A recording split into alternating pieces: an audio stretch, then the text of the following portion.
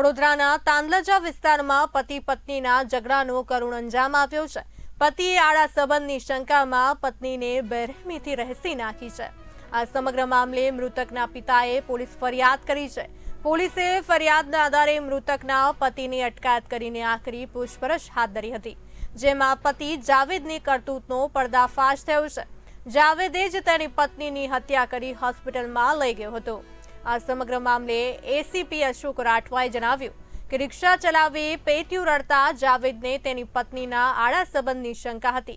પત્ની તસ્લીમા બાનુ પૂર્વ પ્રેમીને ભૂલી શકતી નથી।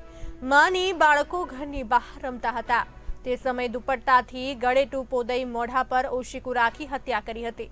મૃતકના ભાઈએ ગળા પર નિશાન જોતા હત્યાની આશંકા સેવી હતી।